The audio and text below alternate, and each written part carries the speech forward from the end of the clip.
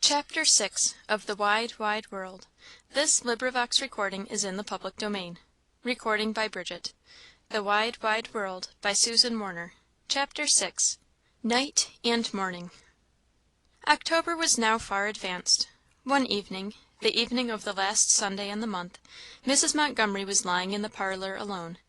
Ellen had gone to bed some time before, and now, in the stillness of the Sabbath evening, the ticking of the clock was almost the only sound to be heard. The hands were rapidly approaching 10. Captain Montgomery was abroad, and he had been so, according to custom, or in bed, the whole day. The mother and daughter had had the Sabbath to themselves, and most quietly and sweetly it had passed. They had read together, prayed together, talked together a great deal, and the evening had been spent in singing hymns. But Mrs. Montgomery's strength failed here, and Ellen sang alone. She was not soon weary. Hymn succeeded hymn, with fresh and varied pleasure, and her mother could not tire of listening. The sweet words and the sweet airs, which were all old friends, and brought of themselves many a lesson of wisdom and consolation, by the mere force of association, needed not the recommendation of the clear childish voice in which they were sung, which was, of all things, the sweetest to Mrs. Montgomery's ear. She listened till she almost felt as if earth were left behind, and she and her child already standing within the walls of that city where sorrow and sighing shall be no more, and the tears shall be wiped from all eyes for ever. Ellen's next hymn, however, brought her back to earth again; but though her tears flowed freely while she heard it, all of her causes of sorrow could not render them bitter. God in Israel sows the seeds Of affliction, pain, and toil; These spring up and choke the weeds, Which would else o'erspread the soil. Trials make the promise sweet, Trials give new life to prayer; Trials bring me to his feet, Lay me low and keep me there. "It is so, indeed, dear Ellen," said Mrs. Montgomery, when she had finished, and holding the little singer to her breast. "I have always found it so. God is faithful. I have seen abundant cause to thank him for all the evils he has made me suffer heretofore, and I do not doubt it will be the same with this last and worst one. Let us glorify him in the fires, my daughter; and if earthly joys be stripped from us, and we be torn from each other, let us cling the closer to him. He can, and he will, in that case, make up to us more than all we have lost." Ellen felt her utter inability to join in her mother's expressions of confidence and hope. To her there was no brightness on the cloud that hung over them; it was all dark. She could only press her lips, in tearful silence, to the one and the other of her mother's cheeks alternately. How sweet the sense of the coming parting made every such embrace! This one, for particular reasons, was often and long remembered. A few minutes they remained thus in each other's arms, cheek pressed against cheek, without speaking; but then Mrs. Montgomery remembered that Ellen's bedtime was already past, and dismissed her. For a while after, Mrs. Montgomery remained just where Ellen had left her, her busy thoughts roaming over many things, in the far past, and the sad present, and the uncertain future. She was unconscious of the passage of time, and did not notice how the silence deepened as the night drew on, till scarce a footfall was heard in the street, and the ticking of the clock sounded with that sad distinctness which seems to say, "Time is going on, time is going on, and you are going with it. Do what you will, you can't help that." It was just upon the stroke of 10, and Mrs. Montgomery was still wrapped in her deep musings, when a sharp brisk footstep in the distance aroused her, rapidly approaching, and she knew very well whose it was, and that it would pause at the door, before she heard the quick run up the steps, succeeded by her husband's tread upon the staircase. And yet she saw him open the door with a kind of startled feeling, which his appearance now invariably caused her. The thought always darted through her head, "Perhaps he brings news of Ellen's going." Something, it would have been impossible to say what, in his appearance or manner confirmed this fear on the present occasion. Her heart felt sick, and she waited in silence to hear what he would say. He seemed very well pleased; sat down before the fire, rubbing his hands, partly with cold and partly with satisfaction, and his first words were, "Well, we have got a fine opportunity for her at last." How little he was capable of understanding the pang this announcement gave his poor wife! But she only closed her eyes and kept perfectly quiet, and he never suspected it. He unbuttoned his coat, and taking the poker in his hand, began to mend the fire, talking the while. "I am very glad of it indeed," said he. "It's quite a load off my mind. Now we'll be gone directly, and high time it is. I'll take passage in the England the first thing to morrow. And this is the best possible chance for Ellen. everything we could have desired. I began to feel very uneasy about it, it was getting so late, but I am quite relieved now." "Why, who is it?" said Mrs. Montgomery, forcing herself to speak. "Why, it's Mrs. Dunscombe," said the Captain, flourishing his poker by way of illustration. "You know her, don't you? Captain Dunscombe's wife. She's going right through Thirlwall, and will take charge of Ellen as far as that, and there my sister will meet her with a waggon, and take her straight home. Couldn't be anything better. I write to let Fortune know when to expect her. Mrs. Dunscombe is a lady of the first family and fashion, in the highest degree respectable. She is going on to Fort Jameson, with her daughter and a servant, and her husband is to follow her in a few days. I happened to hear of it to day, and I immediately seized the opportunity to ask if she would not take Ellen with her as far as Thirlwall, and Dunscombe was only too glad to oblige me. I'm a very good friend of his, and he knows it." "How soon does she go?"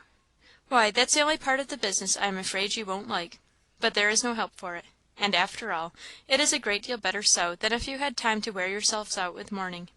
Better, and easier too, in the end." "How soon?" repeated Mrs. Montgomery, with an agonized accent. "Why, I am a little afraid of startling you. Dunscombe's wife must go, he told me, to morrow morning, and we arranged that she could call in the carriage at 6 o'clock to take up Ellen." Mrs. Montgomery put her hands to her face and sank back against the sofa. "I was afraid you would take it so," said her husband, "but I don't think it is worth while. It is a great deal better as it is a great deal better than if she had a long warning.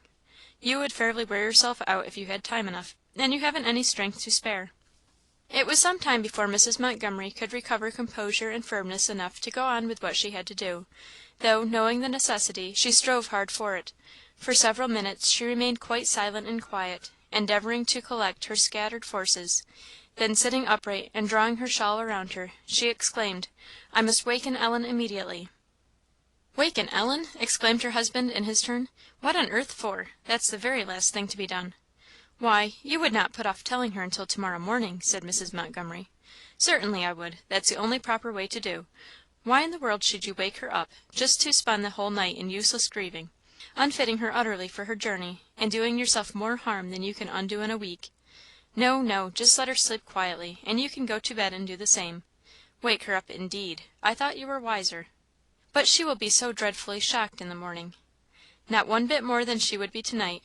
And she won't have so much time to feel it. In the hurry and bustle of getting off, she will not have time to think about her feelings, and once on the way, she will do well enough. Children always do." Mrs. Montgomery looked undecided and unsatisfied. "I'll take the responsibility of this matter on myself. You must not waken her, absolutely; it would not do at all," said the Captain, poking the fire very energetically; "it would not do at all. I cannot allow it." Mrs. Montgomery silently arose and lit a lamp. "You are not going into Ellen's room?" said the husband. "I must put her things together." "But you'll not disturb Ellen?" said he, in a tone that required a promise. "Not if I can help it." Twice Mrs. Montgomery stopped before she reached the door of Ellen's room, for her heart failed her; but she must go on, and the necessary preparations for the morrow must be made; she knew it; and repeating this to herself, she gently turned the handle of the door and pushed it open, and guarding the light with her hand from Ellen's eyes, she set it where it would not shine upon her. Having done this, she set herself, without once glancing at her little daughter, to put all things in order for her early departure on the following morning. But it was a bitter piece of work for her. She first laid out all that Ellen would need to wear the dark merino, the new nankeen coat, the white bonnet, the clean frill that her own hands had done up, the little gloves and shoes, and all the et ceteras, with a thoughtfulness and carefulness of love. But it went through and through her heart that it was the very last time a mother's fingers would ever be busy in arranging or preparing Ellen's attire; the very last time she would ever see or touch even the little inanimate things that belonged to her; and painful as the task was, she was loath to have it come to an end. It was with a kind of lingering unwillingness to quit her hold of them, that one thing after another was stowed carefully and neatly away in the trunk. She felt it was love's last act. Words might indeed a few times yet come over the ocean on a sheet of paper, but sight, and hearing, and touch, must all have done henceforth for ever. Keenly as Mrs. Montgomery felt this, she went on busily with her work all the while, and when the last thing was safely packed, shut the trunk and locked it without allowing herself to stop and think, and even drew the straps; and then, having finished all her task, she went to the bedside; she had not looked that way before. Ellen was lying in the deep, sweet sleep of childhood. The easy position, the gentle breathing, and the flush of health upon the cheek, showed that all causes of sorrow were for the present far removed. Yet not so far either; for once, when Mrs. Montgomery stooped to kiss her, light as the touch of that kiss had been upon her lips, it seemed to awaken a train of sorrowful recollections in the little sleeper's mind. A shade passed over her face, and with gentle but sad accent the word "Mamma" burst from the parted lips. Only a moment, and the shade passed away, and the expression of peace settled again upon her brow. But Mrs. Montgomery dared not try the experiment a second time. Long she stood looking upon her, as if she knew she was looking her last; then she knelt by the bedside, and hid her face in the coverings, but no tears came. The struggle in her mind, and her anxious fear for the morning's trial, made weeping impossible. Her husband at length came to seek her, and it was well he did. She would have remained there on her knees all night. He feared something of the kind, and came to prevent it. Mrs. Montgomery suffered herself to be led away without making any opposition, and went to bed as usual; but sleep was far from her. The fear of Ellen's distress when she should be awakened and suddenly told the truth, kept her in an agony. In restless wakefulness she tossed and turned uneasily upon her bed, watching for the dawn, and dreading unspeakably to see it. The Captain, in happy unconsciousness of his wife's distress and utter inability to sympathize with it, was soon in a sound sleep, and his heavy breathing was an aggravation of her trouble. It kept repeating, what indeed she knew already, that the only one in the world who ought to have shared and soothed her grief was not capable of doing either. Wearied with watching and tossing to and fro, she at length lost herself in a moment of uneasy slumber, from which she suddenly started in terror, and seizing her husband's arm to arouse him, exclaimed, "It is time to wake Ellen!" But she had to repeat her efforts 2 or 3 times before she succeeded in making herself heard. "What is the matter?" said he, heavily, and not over well pleased at the interruption. "It is time to wake Ellen." "No, it isn't," said he, relapsing; "it isn't time yet this great while." "Oh, yes, it is," said Mrs. Montgomery; "I am sure it is. I see the beginning of dawn in the east." "Nonsense! it's no such thing; it's the glimmer of the lamplight. What is the use of your exciting yourself so, for nothing? It won't be dawn these 2 hours. Wait till I find my repeater, and I'll convince you." He found and struck it. "There, I told you so. Only 1/4 after 4; it would be absurd to wake her yet. Do go to sleep and leave it to me. I'll take care it is done in proper time." Mrs. Montgomery sighed heavily, and again arranged herself to watch the eastern horizon, or rather with her face in that direction, for she could see nothing. But, more quietly now, she lay gazing into the darkness, which it was in vain to try to penetrate; and thoughts succeeding thoughts in a more regular train, at last fairly cheated her into sleep, much as she wished to keep it off. She slept soundly for near an hour, and when she awoke the dawn had really begun to break in the eastern sky. She again aroused Captain Montgomery, who this time allowed it might be as well to get up; but it was with unutterable impatience that she saw him lighting a lamp, and moving about as leisurely as if he had nothing more to do than to get ready for breakfast at 8 o'clock. "Oh, do speak to Ellen!" she said, unable to control herself. "Never mind brushing your hair till afterwards; she will have no time for anything. Oh, do not wait any longer! What are you thinking of?" "What are you thinking of?" said the Captain. "There's plenty of time. Do quiet yourself. You're getting as nervous as possible. I'm going immediately." Mrs. Montgomery fairly groaned with impatience, and an agonizing dread of what was to follow the disclosure to Ellen. But her husband coolly went on with his preparations, which indeed were not long in finishing, and then taking the lamp, he at last went. He had in truth delayed on purpose, wishing the final leave taking to be as brief as possible, and the grey streaks of light in the east were plainly showing themselves when he opened the door of his little daughter's room. He found her lying very much as her mother had left her, in the same quiet sleep, and with the same expression of calmness and peace spread over her whole face and person. It touched even him, and he was not readily touched by anything. It made him loath to say the word that would drive all that sweet expression so quickly and completely away. It must be said, however; the increasing light warned him he must not tarry; but it was with a hesitating and almost faltering voice that he said, "Ellen!" She stirred in her sleep, and the shadow came over her face again. "Ellen! Ellen!" She started up, broad awake now, and both the shadow and the peaceful expression were gone from her face. It was a look of blank astonishment, at first, with which she regarded her father; but very soon indeed that changed into one of bleak despair. He saw that she understood perfectly what he was there for, and that there was no need at all for him to trouble himself with making painful explanations. "Come, Ellen," he said, "that's a good child. Make haste and dress; there's no time to lose now, for the carriage will soon be at the door, and your mother wants to see you, you know." Ellen hastily obeyed him, and began to put on her stockings and shoes. "That's right; now you'll be ready directly. You are going with Mrs. Dunscombe. I have engaged her to take charge of you all the way quite to Thirlwall. She's the wife of Captain Dunscombe, whom you saw here the other day, you know, and her daughter is going with her; so you will have charming company. I dare say you will enjoy the journey very much, and your aunt will meet you at Thirlwall. Now, make haste; I expect the carriage every minute. I meant to have called you before, but I overslept myself. Don't be long." And nodding encouragement, her father left her. "How did she bear it?" asked Mrs. Montgomery, when he returned. "Like a little hero; she didn't say a word, or shed a tear. I expected nothing but that she would make a great fuss; but she has all the old spirit that you used to have, and have yet, for anything I know. She behaved admirably."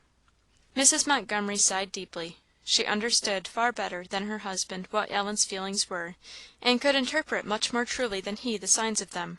The conclusion she drew from Ellen's silent and tearless reception of the news differed widely from his. She now waited anxiously and almost fearfully for her appearance, which did not come as soon as she expected it. It was a great relief to Ellen when her father ended his talking and left her to herself, for she felt she could not dress herself so quick with him standing there and looking at her; and his desire that she should be speedy in what she had to do, could not be greater than her own. Her fingers did their work as fast as they could, with every joint trembling. But though a weight like a mountain was upon the poor child's heart, she could not cry, and she could not pray; though, true to her constant habit, she fell on her knees by her bedside, as she always did. It was in vain. All was in a whirl in her heart and head, and after a minute she rose again, clasping her little hands together with an expression of sorrow that it was well her mother could not see. She was dressed very soon, but she shrank from going to her mother's room while her father was there. To save time she put on her coat, and everything but her bonnet and gloves, and then stood leaning against the bedpost, for she could not sit down, watching with most intense anxiety to hear her father's step come out of the room and go down stairs. Every minute seemed too long to be borne. Poor Ellen began to feel as if she could not contain herself. Yet 5 had not passed away when she heard the roll of carriage wheels, which came to the door and then stopped, and immediately her father opening the door to come out. Without waiting any longer, Ellen opened her own and brushed past him into the room he had quitted. Mrs. Montgomery was still lying on the bed, for her husband had insisted on her not rising. She said not a word, but opened her arms to receive her little daughter; and with a cry of indescribable expression, Ellen sprang upon the bed, and was folded in them. But then neither of them spoke or wept. What could words say? Heart met heart in that agony, for each knew all that was in the other. No, not quite all. Ellen did not know that the whole of bitterness Death had for her mother she was tasting then. But it was true; Death had no more power to give her pain after this parting should be over. His afterwork, the parting between soul and body, would be welcome rather, yes, very welcome. Mrs. Montgomery knew it all well. She knew this was the last embrace between them. She knew it would be the last time that dear little form would ever lie in her bosom or be pressed in her arms; and it almost seemed to her that soul and body must part company too, when they should be rent asunder. Ellen's grief was not like this. She did not think it was the last time; but she was a child of very high spirit and violent passions, untamed at all by sorrow's discipline; and in proportion violent was the tempest excited by this first real trial. Perhaps, too, her sorrow was sharpened by a sense of wrong, and a feeling of indignation at her father's cruelty in not waking her earlier. Not many minutes had passed in this sad embrace, and no word had yet been spoken, no sound uttered, except Ellen's first inarticulate cry of mixed affection and despair, when Captain Montgomery's step was again heard slowly ascending the stairs. "He is coming to take me away," thought Ellen; and in terror lest she should go without a word from her mother, she burst forth with "Mamma, speak!" A moment before, and Mrs. Montgomery could not have spoken. But she could now, and as clearly and calmly the words were uttered as if nothing had been the matter, only her voice fell a little toward the last. "God bless my darling child, and make her his own, and bring her to that home where parting cannot be." Ellen's eyes had been dry until now, but when she heard the sweet sound of her mother's voice, it opened all the fountains of tenderness within her.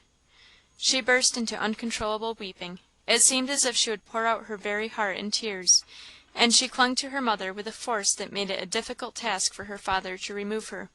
He could not do it at first, and Ellen seemed not to hear anything that was said to her. He was very unwilling to use harshness, and after a little, though she had paid no attention to his entreaties or commands, yet sensible of the necessity of the case, she gradually relaxed her hold and suffered him to draw her away from her mother's arms.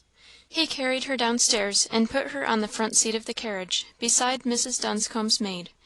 But Ellen could never recollect how she got there, and she did not feel the touch of her father's hand, nor hear him when he bid her good bye, and she did not know that he put a large paper of candies and sugar plums in her lap. She knew nothing but that she had lost her mother. "It will not be so long," said the Captain in a kind of apologizing way. "She will soon get over it, and you will not have any trouble with her."